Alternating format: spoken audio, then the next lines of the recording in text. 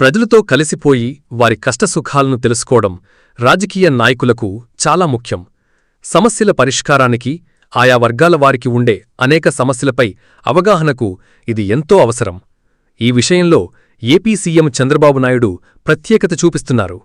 ప్రతి నెల ఆయన పెన్షన్ల పంపిణీ కార్యక్రమానికి స్వయంగా హాజరవుతున్నారు. ఈ సందర్భంగా బడుగు, బలహీన వర్గాలకు చెందినవారితో ఇంటరాక్ట్ అవుతున్నారు. వారి సమస్యలు తెలుసుకుంటున్నారు. అప్పటికప్పుడు కొన్నింటిని పరిష్కరిస్తున్నారు. ఆయా వర్గాలు ఆర్థికంగా మెరుగుపడాలంటే ఎలాంటి చర్యలు తీసుకోవాలన్న దానిపై ఓ అవగాహనకు ప్రత్యక్షంగా వస్తున్నారు. ఇది అందర్నీ ఆకట్టుకుంటోంది. చంద్రబాబు నాయుడు బంగారు కుటుంబం పథకాన్ని అమలు చేస్తున్నారు. ఈ పథకం ఉద్దేశం నేరుగా ఆర్థిక సాయం చేయడం లేదు. ఓ పూట కడుపు నింపడం కన్నా వారికి ఆ ఆహారం సంపాదించుకునేలా శక్తిని ఇవ్వడం ముఖ్యమని చంద్రబాబు నమ్ముతున్నారు. అలా చేస్తే ఎప్పటికీ వారి ఆహారం వారే సమకూర్చుకుంటారు. అందుకే ధనవంతుల్ని ఇందులో భాగస్వామ్యం చేసి ఆయా కుటుంబాలు సామాజికంగా, ఆర్థికంగా ఎదిగేందుకు అవకాశం కల్పిస్తున్నారు. ఈ పథకంలో భాగంగా ఏ కుటుంబానికి ఎలాంటి సాయం అవసరమన్నది ప్రత్యేకంగా అసెస్మెంట్ జరుగుతోంది. చంద్రబాబు ప్రతి నెల ఓ పేద కుటుంబం స్థితిగతుల్ని నేరుగా పరిశీలిస్తున్నారు.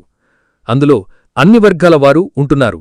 ఓ బార్బర్, మరో చర్మకారుడు, ఇలా బడుగుల్లో కులవృద్ధి చేసుకుంటున్న వారిలో పేదల్ను ఎంచుకుని వారితో మాట్లాడి వారి ఎదుగుదలకు అడ్డం పడుతున్న అంశాలేమిటో తెలుసుకునే ప్రయత్నం చేస్తున్నారు. దాని ద్వారా ప్రభుత్వపరంగా వారికి చెయ్యాల్సిన సాయాల్లో, అందించాల్సిన సహకారాల్లో మార్పులు చేసుకుంటున్నారు. ఈ కార్యక్రమం ఆకట్టుకుంటోంది. చంద్రబాబు ఏమాత్రం అరమరికల్లేకుండా తన కాన్వాయ్లో కూర్చోబట్టుకుని వారితో మాట్లాడుతున్నారు.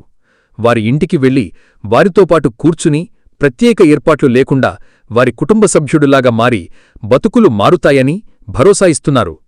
చంద్రబాబు ఇలా పేదల ఇంటికి వెళ్లి వారి జీవితాల్లో మార్పులు తెచ్చేందుకు అవసరమైన ప్రభుత్వ విధానాల మార్పు, సాయం గురించి వాకబు చేయడం, దానికి తగ్గట్లుగా నిర్ణయాలు తీసుకోవడం అందరినీ ఆకట్టుకుంటోంది. ఓ ముఖ్యమంత్రి ఇలా నేరుగా పేదల ఇళ్లకు వెళితే ఎన్నో మార్పులు వస్తాయని గట్టి నమ్మకం వ్యక్తమవుతోంది. చంద్రబాబు పెన్షన్ల పంపిణీ, ఆ తర్వాత పేదలతో ముఖాముఖి ఓ ట్రెండ్ సెటర్ అవ్వడం ఖాయంగా కనిపిస్తోంది.